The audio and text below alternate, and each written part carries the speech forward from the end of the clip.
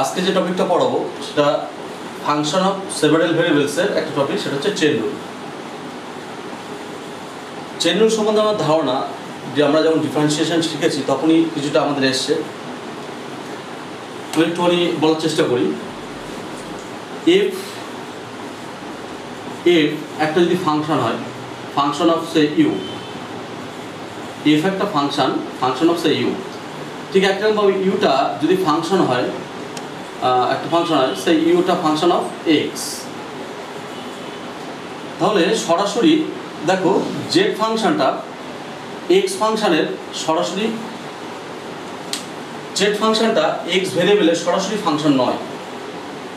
এবার যদি আমরা জেড ফাংশনকে এক্স ভেরিয়েবলের রেসপেক্টে ডেরিভেটিভ করতে যাই, আমরা ক্লাস 11-12 এটা শিখেছি, that is DZ DX or DF DX is equal to, আমরা এইভাবে লিখি DF DU DU DX, that is chain rule for single variable. যে এফ ফাংশনটা ইউর সাপেক্ষে ডিফারেন্সিয়েশন, আবার ইউ ফাংশনটাকে এক্স এর সাপেক্ষে ডিফারেন্সিয়েশন। ক্লাস 11 এই ধারণাটা আমাদের আছে। এই ধারণাটা ফাংশন অফ সেভারাল ভেরিয়েবলের ক্ষেত্রে কি হবে যদি জেড ফাংশনটা জেড ইকুয়াল টু জেড ফাংশনটা বা এফ ফাংশনটা যদি দুটো ভেরিয়েবলের, দুটো ইন্ডিপেন্ডেন্ট ভেরিয়েবলের হয়, আবার যদি এফ ফাংশনটা ডিফারেন্সিয়েবল হয়, ফাংশনটা যদি differentiable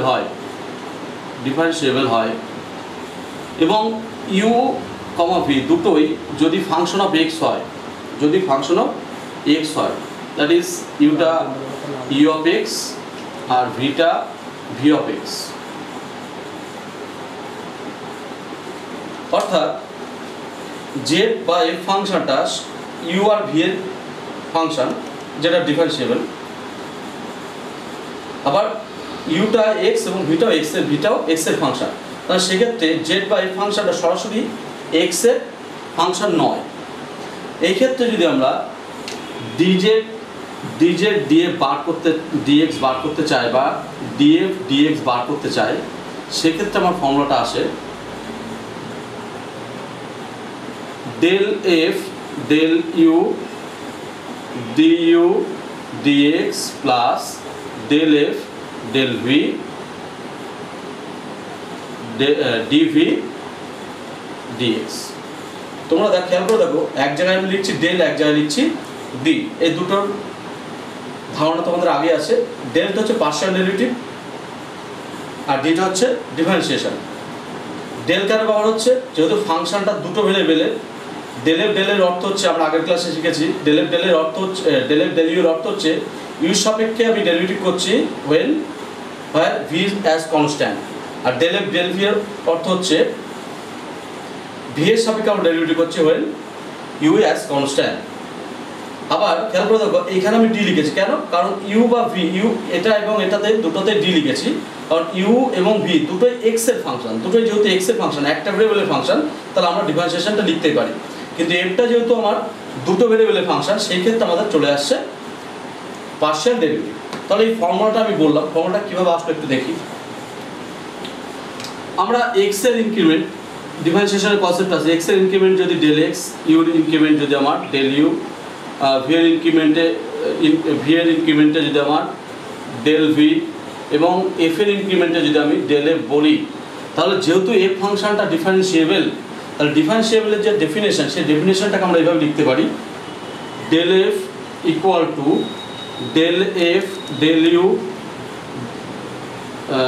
delta U plus del F del V delta V plus eta 1 delta U plus eta 2 delta V, যেখানে ইটা 1 এবং ইটা 2 দুটোই tends to 0, del U del V tends to 0, del U del V tends to 0।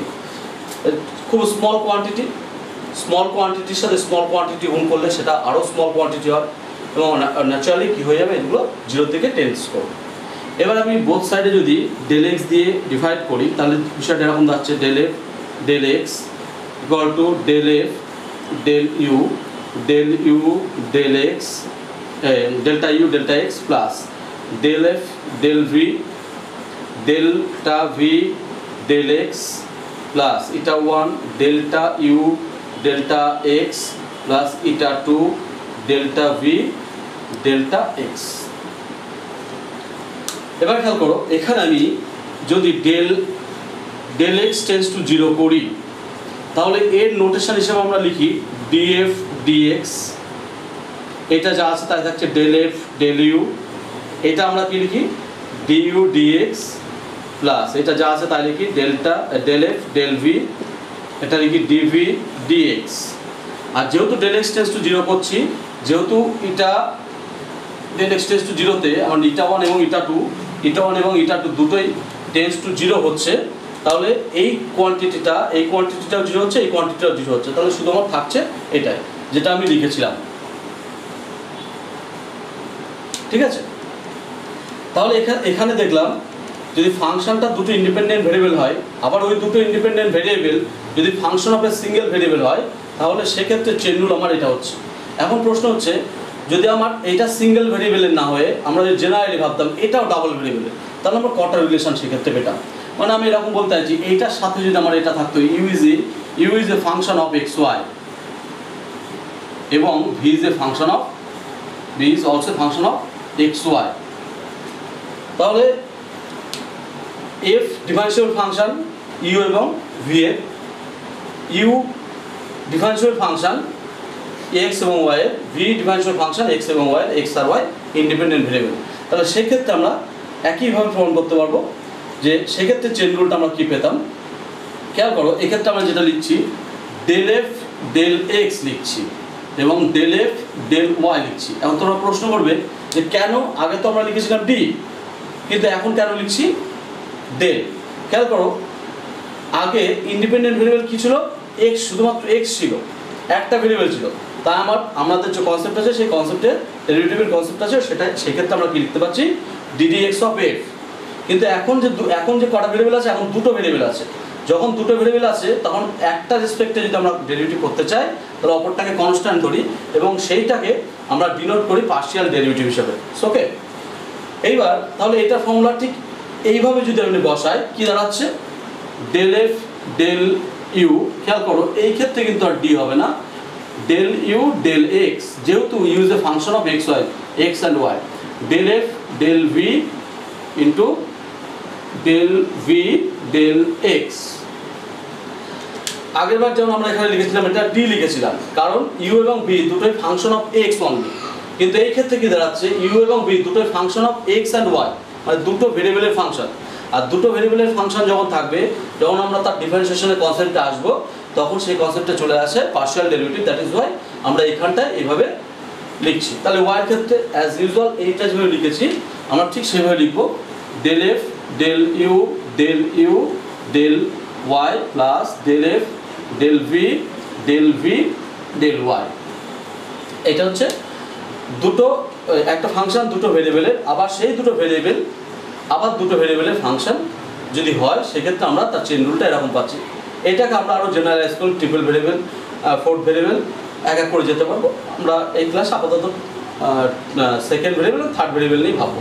যদি third variable, তিনটে ভেরিয়েবলের কথা ভাবি,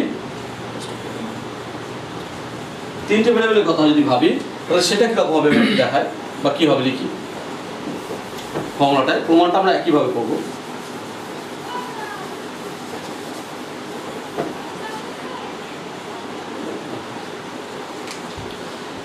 যদি যেটা function of f z is function, that is f is a function of the variable u v, w, এবং ইউটাও দেখা যাচ্ছে যে আমার function of x, y, z, ভিটাও function of x, y, z, wটাও function of w, x, y, z। তাহলে আমরা কি পেতে পারি এক্ষেত্রে del f del x পেতে পারি, del f del y পেতে পারি এবং del f del z পেতে পারি। আমি একটা লিখছি, বাদবাকিগুলো একইভাবে তোমরা লিখতে পারবে। কি হবে এটা, তিনটে variable function del f del u del X মিলাও ওখানে, del F del V del x plus del F del W, যেহেতু তিনটে ভেরিয়েবলের ফাংশন তাই আরেকটা টার্ম আসছে del W del X. Just একইভাবে হবে, শুধুমাত্র এক্সের জায়গায় ওয়াই, জাস্ট একইভাবে শুধুমাত্র এক্সের জায়গায় জে। এটা হচ্ছে তিনটে ভেরিয়েবলের ক্ষেত্রে আমরা চেইন রুলটা এইভাবে পাচ্ছি। এবার আমি একটা এক্সাম্পল দেখাচ্ছি, এক্সাম্পলটা বললে ক্লিয়ার হয়ে যাবে যে এর অ্যাপ্লিকেশনটা কীভাবে আমরা করতে পারি।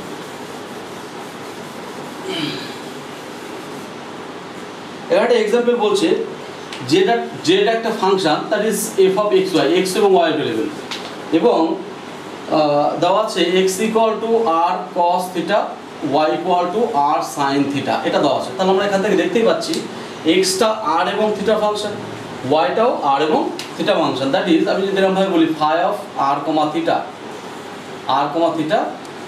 এটা হচ্ছে psi of r comma theta. তাহলে জেড ফাংশনটা এ ফাংশনটা দুটো ভেরিয়েবলের, এবং সেই ভেরিয়েবল দুটো অন্য দুটো ভেরিয়েবলের ফাংশন। তাহলে আমরা যে সেকেন্ড কনসেপ্টটা যেটা লিখেছিলাম সেই কনসেপ্টে আমার এটা আসছে। এখানে একটা জিনিস আমাদের প্রমাণ করতে দিয়েছে, ডেল জেড ডেল আর তার whole square plus 1/r square del Z del theta তার whole square equal to del Z del x তার whole square plus del Z del Y তার হোল স্কোয়ার। কীভাবে ক্যালকুলেশনটা করবো, প্রমাণটা করবো, আমরা চেন রুলটা অ্যাপ্লাই করবো, কীভাবে করবো। দেখো জেডটা ফাংশন অফ এক্স ওয়াই, কিন্তু আমার এখানে চেয়েছে জেডটা আর এর সাপেক্ষে পার্শিয়াল ডেরিভেটিভ। তাহলে আমার চেন রুলের কনসেপ্ট আসছে তখন সরাসরি। তাহলে ডেল জেড ডেল আরটা কী হবে, আমি যদি ওই রুলটাকে ফলো করি, ডেল জেড ডেল এক্স হবে, খেয়াল করো, ডেল এক্স ডেল আর হবে plus del Z del x y হবে ডেল ওয়াই ডেল আর হবে। তাহলে ক্যালকুলেশন করলে কী হবে, খেয়াল করো, ডেল এক্স ডেল আর কত হবে, এখান থেকে আমার ডেল এক্স ডেল আর কত পাবো, ডেল এক্স ডেল আর পাবো আর এর সাপেক্ষে ডেরিভেটিভ, তাহলে থিটা কনস্ট্যান্ট, আর এর সাপেক্ষে derivative del del r of r is equal to 1, that is cos theta হচ্ছে। ঠিক একই রকমভাবে আমরা ডেল ওয়াই ডেলটা বার করি, এখান থেকে ডেল ওয়াই ডেল আরটা বার করি, কত হচ্ছে আর এর সাপেক্ষে ডেরিভেটিভ করলে শুধু সাইন থিটা থাকছে। তাহলে এক্ষেত্রে এটা পাচ্ছি আমরা, এটা পাচ্ছি কস থিটা, এটা পাচ্ছি সাইন থিটা। তাহলে এখানে হচ্ছে cos theta del Z del x plus sine theta del Z del y. ঠিক আছে, আমার প্রয়োজন কি, ডেল জেড ডেল থিটা প্রয়োজন। আমি একই ফর্মুলা ইউজ করছি, del Z del x into del x del theta plus del Z del Y আর ডেল ওয়াই ডেল থিটা আমার প্রয়োজন। খেয়াল করো, ডেল এক্স ডেল থিটা এটা কি পাচ্ছি এবং ডেল ওয়াই ডেল থিটা কি পাচ্ছি, এখান থেকে আমি থিটার সাপেক্ষে যখন ডেরিভেটিভ করছি তখন r constant, cos theta derivative করলে কি আমরা জানি মাইনাস সাইন থিটা, তার del x del theta equal to কত হচ্ছে মাইনাস আর সাইন থিটা। ঠিক একই রকমভাবে এখান থেকে আমি যদি থিটার সাপেক্ষে ডেরিভেটিভ করি কত হবে, ডেল ওয়াই ডেল থিটা কত হবে, আর কনস্ট্যান্ট, সাইন থিটা ডেরিভেটিভ করলে কি আমরা জানি কস থিটা। তাহলে এখানে যদি বসাই এটা কি হচ্ছে, এটা হচ্ছে মাইনাস আর সাইন থিটা, তাহলে minus R sine theta del Z del X থাকছে plus R cos theta del Z del Y থাকছে।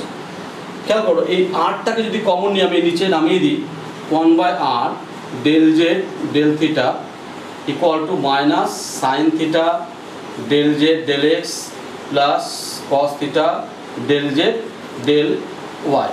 এবার একটুখানি খেয়াল করো, এটা এবং এটা স্কোয়ার করে যোগ করলে কী হচ্ছে, এটা স্কোয়ারের যোগফল আছে, তাহলে এটার স্কোয়ার করলে এটা পাচ্ছি, এটার স্কোয়ার করলে খেয়াল করো 1/r square into del Z del R del Z del theta তার হোল স্কোয়ার। তখন লেফট হ্যান্ড সাইডটা পাচ্ছি, রাইট হ্যান্ড সাইডটা কী হচ্ছে, এটার স্কোয়ার প্লাস এটার স্কোয়ার প্লাস 2ab, এটার স্কোয়ার প্লাস এটার স্কোয়ার প্লাস 2ab। এই যে 2ab পার্ট, 2ab করলে কত হচ্ছে, এই এটা থেকে দেখো 2ab করলে কত হচ্ছে, আচ্ছা আমি করে দিচ্ছি পুরো দিয়ে,